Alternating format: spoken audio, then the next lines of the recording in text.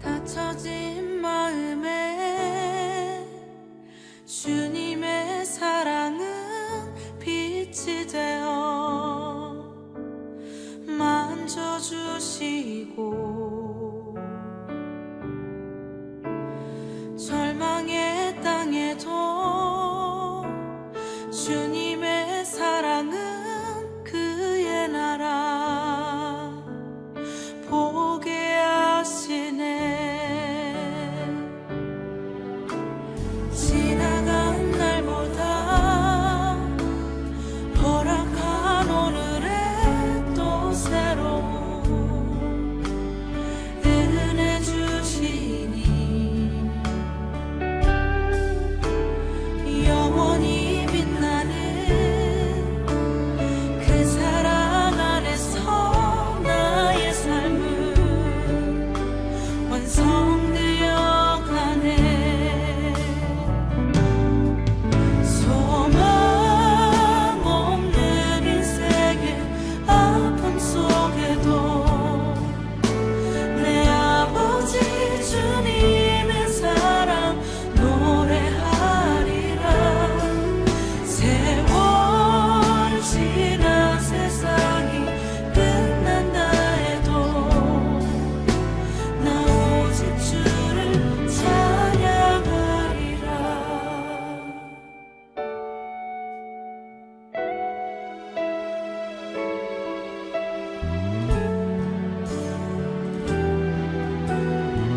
지나간 날보다 지나간 날보다 허락한 오늘에 또 새로운 은혜 주시니 영원히 빛나는 그 사랑 안에서 나의 삶은 완성되어 가네. 소망 없는 인생의 아픔 속에도 내 아버지 주님의 사랑 노래하리라. 세월 지나 세상이 끝난다 해도 나 오직 주를 찬양하리. 소망 없는 인생에 소망 없는 인생의 아픔 속에도 내 아버지 주님의 사랑 노래하리라. 세월 지나 세상이 끝난다 해도 나 오직 주를 찬양하리라.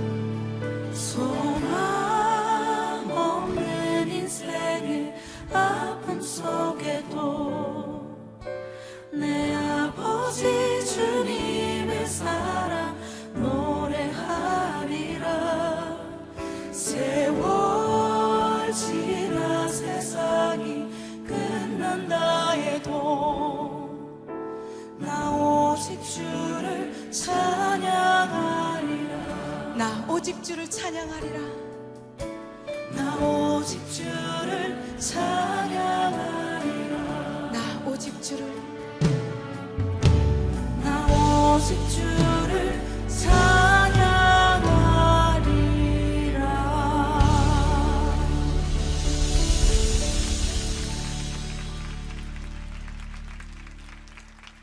할렐루야. 성도님들, 이 아침도 주님의 은혜가 넘치길 축복합니다. 오늘 같이 보실 말씀은 시편 119편 129절에서 136절입니다. 같이 읽도록 하겠습니다. 주의 증거들은 놀라움으로 내 영혼이 이를 지키나이다. 주의 말씀을 열면 빛이 비치어 우둔한 사람들을 깨닫게 하나이다. 내가 주의 계명들을 사모함으로 내가 입을 열고 헐떡였나이다. 주의 이름을 사랑하는 자들에게 베푸시던 대로 내게 돌이키사 내게 은혜를 베푸소서. 나의 발걸음을 주의 말씀에 굳게 세우시고 어떤 죄악도 나를 주관하지 못하게 하소서.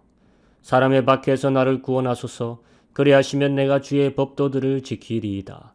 주의 얼굴을 주의 종에게 비치시고 주의 율례로 나를 가르치소서. 그들이 주의 법을 지키지 아니하므로 내 눈물이 시냇물같이 흐르나이다. 아멘. 오늘은 히브리어 17째 글자 페로 시작합니다. 첫 단어는 펠라옷, 놀라우며라는 뜻입니다. 오늘 저자가 하나님께 간구하는 것 4가지와 또 하나님께 고백하는 것 4가지를 말씀에서 보게 됩니다. 우리의 찬양과 기도는 이렇게 적절한 밸런스가 있어야 됩니다. 고백과 간구, 50대 50이죠. 간구만 할 수는 없습니다. 하나님과 자신의 관계에 대한 성찰, 삶에 대한 묵상이 바로 고백입니다. 고백은 간구를 붙잡아주는 무게중심입니다. 고백 없이 간구만 한다면 그 간구는 중점에서 벗어날 위험이 있습니다. 그렇다고 또 고백만 있다면 이것 또한 현실적인 대안이 될 수 없습니다. 삶에서 우리는 직접적인 하나님의 도움을 필요로 합니다. 이 도움을 놓고 간구해야 하는 것입니다. 하지만 잡아주는 고백과 성찰에 근거하여 간구를 해야 된다는 것이죠. 오늘 이 간구를 보게 되면 저자의 신앙의 성찰을 들여다볼 수 있습니다. 이 간구를 중점적으로 한번 오늘 묵상해 보기 원합니다. 132절에서 135절은 간구의 내용입니다. 132절, 내게 돌이키사 내게 은혜를 베푸소서. 133절, 내 발걸음을 굳게 세우시고 어떤 죄도 나를 주관하지 못하게 하소서. 134절, 박해에서 나를 구원하소서. 135절, 주의 얼굴을 비치시고 나를 가르치소서. 132절은 은혜를 구하는 간구이죠. 133절은 죄로 인해 흔들리지 않기를, 죄의 길에 빠지지 않기를 간구하는 겁니다. 134절은 세상의 박해에서부터의 구원을 간구하고 있습니다. 그리고 135절 마지막 간구는 주의 얼굴을 구하며 말씀의 가르침을 받기를 간구하는 모습입니다. 자, 성도님들, 우리가 성경에서 나오는 기도를 우리의 기도 생활의 모델로 삼아야 합니다. 내가 선배들한테 또는 사람들한테 배운 기도, 내가 교회에서 습관적으로 터득하게 된 기도, 그런 방식이 아니라 말씀에서 보여주고 있는 기도의 방식을 우리가 따라야 하는 줄로 믿습니다. 지금 우리에게 지극히 개인적인 기도 제목 2-3가지만 적어내라고 한다면 어떤 것들이 될지 한번 잠시 생각해 보십시오. 머릿속에 몇 가지는 벌써 떠오를 것입니다. 사업이 잘 되고 번창하는 것, 자식 교육 문제, 건강의 문제, 교회 부흥과 전도 사명을 잘 감당하는 문제, 개인적이면서도 진취적인 기도의 제목들이 있을 겁니다. 다들 매우 현실적이고 구체적일 것입니다. 그런데 다시 뒤집어 생각해 보기 원합니다. 구체적이라고 해서 정말 중요한 기도인가? 현실적이게 보인다 해서 가장 올바른 기도인가? 다시 생각해 봐야 합니다. 시편이 바른 기도와 바른 찬양이 무엇인지를 보여주는 가장 적절한 말씀이라면, 또한 모든 성경 속에서도 계속 나오는 간구의 예가 거의 동일하다면 우리는 그것을 우리 간구의 표본으로 삼아야 할 것입니다. 성경에서 기도에 관해 나올 때 사업과 건강과 가족과 나의 꿈과 이런 것들이 잘됨을 위해 기도하는 예시가 주로 나옵니까? 아니죠. 반대로 오늘처럼 시편의 기자가 간구하는 이런 간구들이 주가 될 때가 훨씬 많이 있습니다. 일단 시편의 기자가 무엇을 간구했는지를 다시 보겠습니다. 132절, 내게 돌이키사 내게 은혜를 베푸소서. 은혜를 간구하고 있습니다. 맞습니다. 우리는 은혜를 늘 간구하고 있습니다. 은혜 주시옵소서. 하지만 우리가 생각하는 은혜는 우리가 구하는 것들의 실현으로 이미 프레임되어 있지 않습니까? 사업이 잘 되는 것, 직장이 잘 되는 것, 가족 구성원들이 잘 되는 것, 이 잘 되는 것, 잘 되는 것. 어떤 것이 잘 되는 것인지에 대한 확실한 나름대로의 빅피처가 다들 있을 겁니다. 그게 지금 우리에게 은혜예요. 내가 그려놓은 그림이 은혜예요. 반면에 오늘 저자는 어떤 픽처를 보이고 있습니까? 133절을 보세요. 내 발걸음을 굳게 세우시고 어떤 죄도 나를 주관하지 못하게 하소서. 시편의 저자가 구하는 은혜의 빅픽처는 내가 죄에 휘둘리지 않는 것입니다. 그 자신 속에 있는 죄성에 휘둘리지 않는 것, 나의 죄와의 전쟁에서 승리하는 것, 내 발걸음을 굳게 세우시고 이것이 은혜를 향한 간구입니다. 굳게 서지 못하는 발로 인해 우리는 넘어집니다. 넘어지는 이유는 바로 죄 때문입니다. 오늘 저자의 은혜를 향한 간구는 죄로 인해 넘어지지 않음이 간구입니다. 죄가 여러분 어디서 옵니까? 밖에서 옵니까? 시험은 밖에서 옵니다. 하지만 죄는 이 안에 있습니다. 밖에 있는 시험과 안에 있는 나의 죄성이 그 자석의 N과 S의 자극처럼 서로 끌어당겨 나를 바닥으로 넘어지게 하는 것입니다. 은혜를 구하는 것은 바로 이 시험과 죄에서 넘어지지 않기를 간구하는 행위입니다. 예수님의 가르쳐 주신 기도에서 은혜를 구하는 부분이 있지 않습니까? 우리를 시험에 빠지지 말게 하옵시며 은혜를 구하는 것이에요. 신자가 구할 은혜는 죄에 넘어지지 않음입니다. 우리가 바라봐야 할 은혜의 빅픽처는 시험과 죄에 끌어당김에 내가 넘어지지 않고 굳건히 서서 의의 길을 오늘도 걸어가는 것입니다. 아멘. 이것이 구해야 할 은혜인 줄로 믿습니다. 저자의 이 말을 좀 더 해석해 보면은 죄가 나를 다스리지 못하도록 하소서입니다. 하나님이 인간에게 만물을 다스리라 하셨습니다. 하지만 그 다스리는 권리를 박탈당하는 것은 왜입니까? 자신을 다스리지 못했기 때문이에요. 하나님이 가인에게도 말씀하셨습니다. 네 죄를 다스리라. 죄가 문 앞에 엎드려져 있다. 하지만 그렇게 하지 못했고 그는 유랑자가 되었습니다. 집을 빼앗겼기 때문이에요. 죄한테. 은혜란 우리의 죄에 강한 악위에서 벗어나는 것입니다. 우리의 죄성을 다스리고 정복하고 있는 상태가 바로 은혜를 받고 있는 상태인 것입니다. 다른 은혜를 찾는 것 자체가 성경이 가르치는 은혜를 제대로 이해를 못한 것이에요. 또한 시편의 저자의 간구의 내용이 무엇입니까? 박해로부터 우리를 구하소서. 박해는 세상으로부터 오는 것입니다. 악한 자들로부터 오는 것입니다. 주님의 가르쳐 주신 기도에도 있죠. 다만 악에서 구하옵소서. 그런데 다음에 오는 간구의 말이 의미심장합니다. 악인들의 핍박에서 구함을 간구하는 것이 뭐냐? 바로 주의 법도들을 지키기 위함이니이다. 이유가 있는 구함이죠. 하나님께 매우 설득력 있게 들리는 간구가 아니겠습니까? 나의 환난에서 구원을 간구하는 이유가 주의 법도를 지키기 위함이니이다. 환난은 우리에게 가장 큰 문제입니다. 구원을 바란다는 것 자체가 내게 있어 이 환난이 가장 어려운 문제이기에 구원을 바란다는 표현을 쓰지 않겠습니까? 무엇을 내가 드리고서라도 여기를 빠져나갈 수 있다면 나갈 것이 구원인 것입니다. 그만큼 구원이 필요한 환난은 내게 있어 가장 큰 어려움이죠. 그럼 내가 구원을 위한 기도할 때 하나님에게 가장 설득력 있는 것을 놓고 기도할 의향이 있을 것입니다. 그런 것이 소원을 드린다는 것 아니겠습니까? 오늘 시편의 기자가 하나님께 내미는 히든 카드는 그의 삶 전체를 하나님의 말씀을 지키는 삶으로 드린다는 말입니다. 하나님에게 있어 가장 큰 기쁨이 무엇일까를 생각한다면 답이 나오지 않습니까? 내게 가장 귀한 것을 드린다는 것도 좋은 이유가 되겠지만 바꿔 생각해서 하나님이 가장 기뻐하시는 것을 드린다. 그것을 드리는 것이 가장 설득력 있는 기도가 아니겠습니까? 시편의 저자는 아는 겁니다. 하나님이 가장 반기시는 제물은 번제와 희생 제물이 아니라 하나님의 율례를 지키는 삶이다. 그래서 서원하는 겁니다. 주의 법도를 지키기 위함이니이다. 그리고 135절도 이어서 강구하고 있습니다. 주의 얼굴을 비추시고 주의 율례로 나를 가르치소서. 그렇죠. 말씀을 지키는 삶을 사려는데 말씀을 제대로 알지 못하면 어떻게 하겠습니까? 그러니까 하나님께 말씀을 가르쳐 달라고 동시에 강구하는 것입니다. 그럼 결국 오늘 저자가 강구하는 것 4가지는 2가지로 요약됩니다. 죄와 악에서 구하여 달라는 은혜 하나.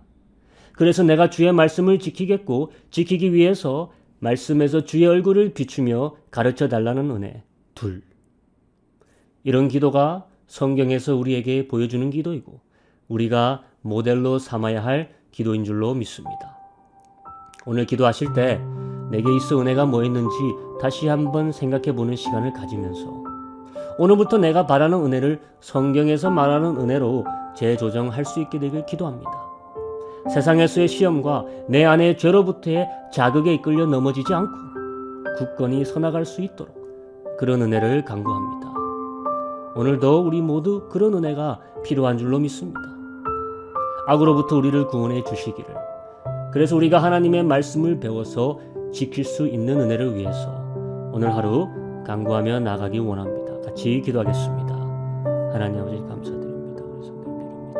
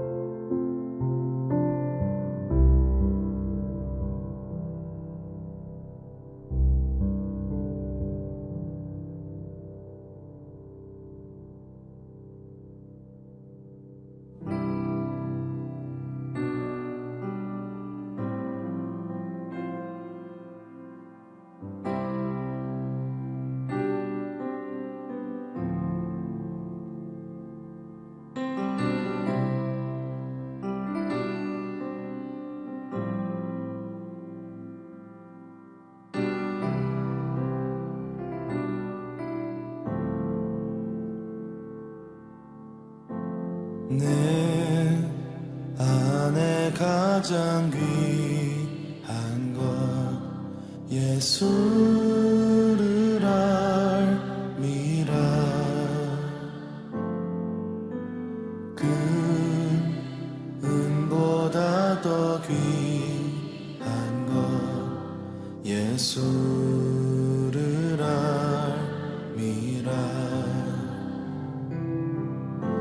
세상 지식보다 귀한 것 예수를 알미라. 내 안에 가장 귀한 것 예수를 알미라. 예수의 이름 존귀한 그 이름 예수의 이름 능력의 그 이름 내 안에 가장